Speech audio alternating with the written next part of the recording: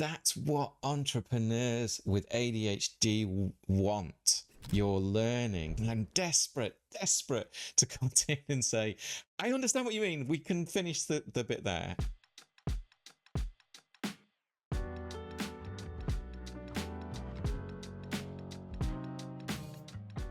So today's question on Reddit is ADHD in business, does it help or hurt? I read a lot about people discussing challenges, fixes, pros and cons. I'm curious to learn what people find about having it helps them. My wife is adamant there are no advantages. It's kind of sad to hear, albeit she sees me around the house forgetting to be tidy, being messy, forgetting keys, etc. That's me as well. But then I go into Rambo mode, nice image there, with our companies, and I'm a different person and hire amazing people for my shortfalls, which is always the most useful response. Though I have actually seen people really struggle with this condition, but in my case, I don't have it as badly because I can still hyperfocus and get things done. I have anxiety, not depression. Okay, yeah, so some people with ADHD do get depressed, and I think there's differing views about why that is.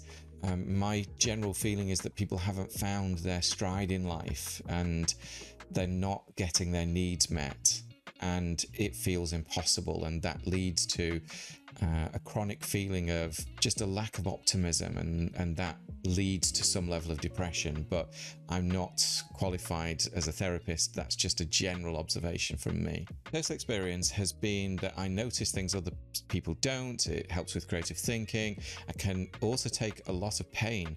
I lost millions funding startups, lost dollars for years, then figuring out how to run things well. Love that. You're learning. This is about testing, experimenting and learning. This is a really key, important factor for ADHD people. Since figuring things out a few years ago, it's been amazing. 3 kids, wife at home with them, generally happy and live 100% freedom. 100% freedom. That's what entrepreneurs with ADHD want. Okay, let's see what people have to say. I think it's about learning how to use ADHD to your advantage and having a system to prevent forgetting keys, wallets.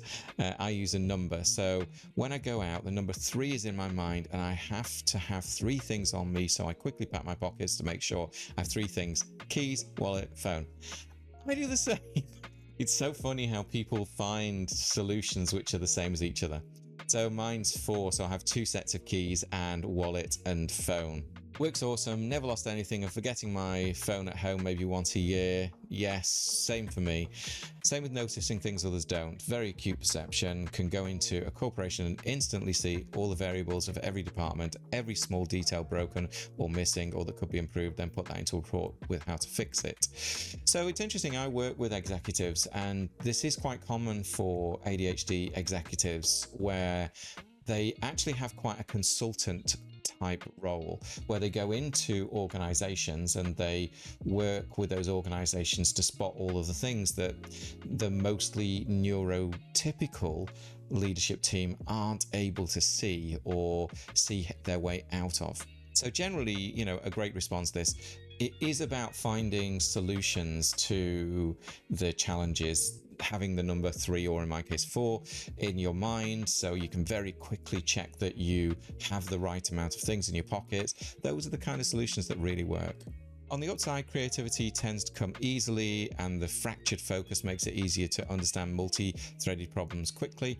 On the downside, seeing tasks to completion and not procrastinating until the last minute are big challenges. You tend to need the pressure to get the fear juices running in your brain so you can actually do the task. So that's a bit of an anxiety response. Typically it's where adrenaline starts to kick in and you're thinking, oh, I've got something that I have to do by a certain time. And the amount of adrenaline overtakes your desire for dopamine, so you get the thing done. It's not great because it can lead to quite a lot of fatigue. I think there's more effective ways of achieving completion of tasks than that. And by the way, task initiation and task completion are 2 very different things, and ADHD people often struggle with either or both. Also, since you can often predict the point the person is trying to make, you need to train yourself to let people finish their thoughts and not cut them off because you already understand. Such a really common thing. It's a real struggle. I find this hard. I find this very hard. People will explain things, say, 3 times, trying to explain it out, and I'm like, halfway into the first sentence, I already know what you're trying to say. I already understand it. I don't need the extra 3 minutes, and I'm desperate to continue and say, I understand what you mean. We can finish the bit there and move on. It can be very mundane to sit and listen to people explain stuff that you've already got. Okay, what have we got next? Personally speaking, I've never been diagnosed. I've been told, most of my strangers, that I may have a subtle case of ADHD. Subtle ADHD, that might be someone who is less on the restless kind of side, the impulsive side. One reason is that I tend to jump from topic to topic. I enjoy learning new things. That initial spark, curiosity, or dopamine hit makes me tick. Yes, very common. After that, I lose interest and move on to the next big thing. So a lot of inattention and focus issues here.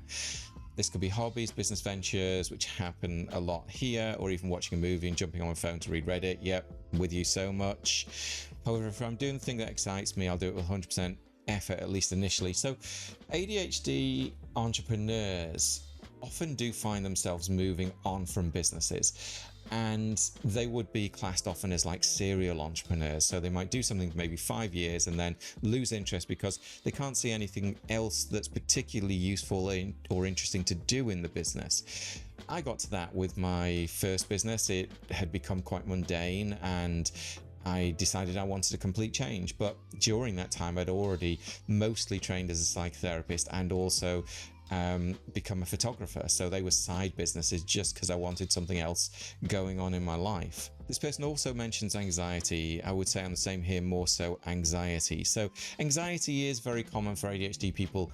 It's fear of an imagined future. It's a useful working definition of anxiety. So often we get this fear that we're going to forget stuff. I have it with opening posts. It's like, what if it's a reminder for something that I've forgotten to do? That makes me anxious. So I have developed some kind of avoidance really with opening post because I haven't had a system for it. Now, recently, actually, I've developed a system for it, a simple 3-phase system. And that's made a really big difference to me. I now do open my post. I know where the post is going to go. So I open the post. I have to do one of 3 things: action it, shred it, or the third one is store it. Now, action it goes in a very specific place if it needs actioning. Shredding it, I did find when I had my own shredder, I didn't like to clear out the paper clippings, so now I use a service. I send a bag off with all of the things I have to shred, and they just shred it. The third one, store it, I just decided to get a filing cabinet just to store the things that I needed to store. Okay, let's move on to the next one. I don't have ADHD, but I've heard a lot about this. Hyperfocus, resilience, high energy levels, quick thinking. Seems to me like a no-brainer that these qualities are going to provide some advantages, just one CEO's point of view. I think it depends on how bad it is. It's also positively correlated with low IQ scores. There is a little evidence to suggest that there's a slight reduction, but it's not to the point where it would be noticeable as an average across the population particularly. Doesn't mean there aren't outlandishly smart people, but how I look at it is that, like for like, with someone of similar intelligence, the ADHD person may see street smarts, be more creative problem solver and have strong empathy, but could also have depression, anxiety, be disorganized and unable to follow through. I'm super lucky because I don't have it that bad, but similar to you, I moved up and was a CEO in tech before owning companies and doing my own thing instead. I'm not a great manager, better with strategy and execution, but prefer having a right hand to manage stuff. ADHD people do have a different set of strengths, there's no doubt about it. And certainly when you're thinking about a role like a CEO, you can design your own CEO role. I speak to founders and CEOs all of the time. And the key thing that really comes out is when they start trying to be neurotypical and believing that they have to be a certain type of founder or CEO, that's when they get into trouble.